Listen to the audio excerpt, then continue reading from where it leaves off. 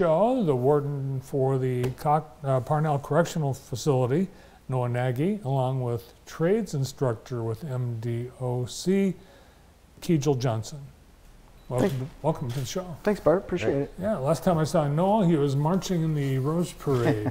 Nice job. Yeah. We were out there at the Rose Parade. We also participated in the Spring Arbor Memorial Day Parade. So we've been trying to get out and about a little bit, and we had our honor guard and our ERT and members of the Jackson area, different areas of the facilities. All the facilities participate. So it's been a lot of fun to get out and about. It's nice to see the department connecting more with the community. Yeah, it's important. We need to get out and be out visible, and that's a lot of the reason we want to come on the show as well is share our staff. We've got great folks working for us, and we're very fortunate, and we've talked about this time and time again. It's got great people, and we just want to be able to share that, and it's good to be a part of the community. We've got a great community, and I'm glad we're more visible in the community now. Yeah, one of your great people is sitting right next to you. Keigle Johnson is a trades instructor, and at your banquet this past spring received the Professional Excellence Award. Congratulations. Thank you. Thank you. How long have you been a trades instructor with MDOC? Just under 6 years now. Cool. So what is it about KJ that earned him this honor? Well, again, he's one of our trades instructor. He teaches CDL, and the one thing that so I've been at Parnell since January, and the one thing I noticed about our instructors and KJ, kind of leading that pack is their passion. Mm-hmm. They care about their profession, they care about the trade they're teaching, and they want to produce the best product they can. And when you walk into that classroom, you can tell folks are learning. You can tell his love for that profession, and I know he's done that for a career previous, and he has a passion. And he tells us a lot of great stories about the work he had and why he enjoyed it so much, and then to be able to now bring that into a classroom and prepare folks for that career, it's really second to none. And to see him in action and see him work with those guys is really rewarding, and I know they all appreciate it as well. Yeah, I think the best voc ed instructors come from the profession. And what is it that you teach? What are the trades that you're responsible for? The commercial truck driving, or commercial driver's license is what we are targeting for. I was on the road for 17 years before landing this job. So you're teaching commercial truck driving in the prison? Yes, sir. Is there a truck?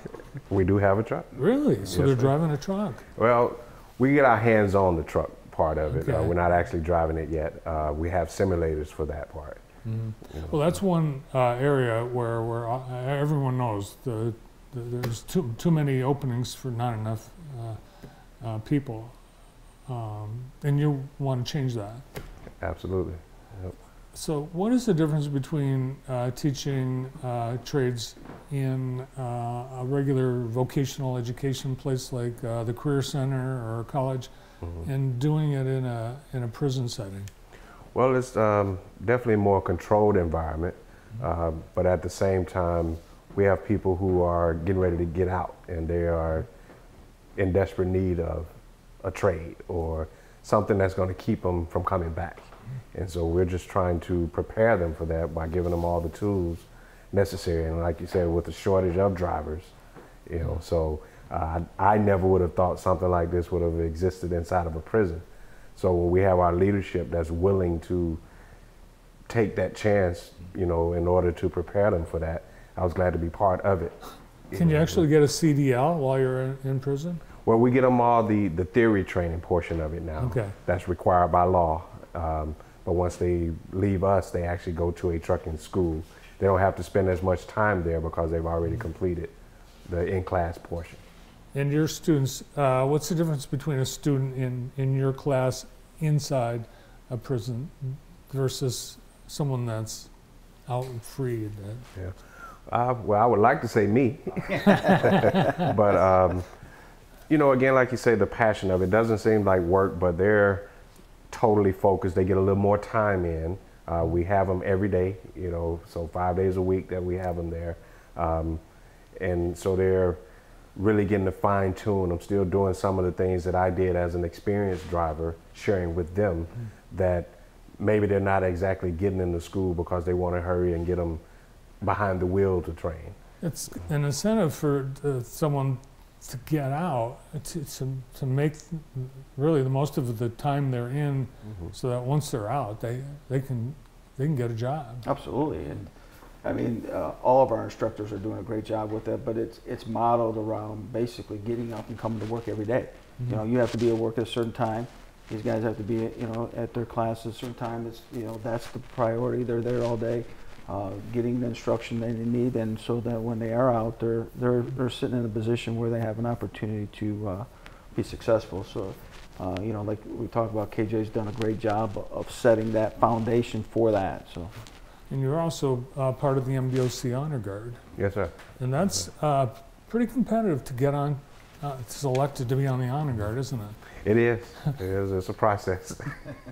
And that's one of the things I tell my students, trust the process. And that's what I had to do with, you know, volunteering to apply and be a member. And of course I had to get approved by my supervisors and recommendations. And they all said yes. And I went through the interview. And I'm really surprised to hear that truck driving is being taught inside a correctional facility here in Jackson. What are some of the other things that unusual trades that might be people might be surprised to learn about? Well, we have computer coding. Okay. You know, that's one. Automotive, masonry, concrete. We have building trades, and one of the newest ones is the line clearance tree trimming. Wow. Yeah. And the students get some sort of a certification, whatever their career is, that once they're out, they go on to another school or go on to licensing or testing and into work. Yep.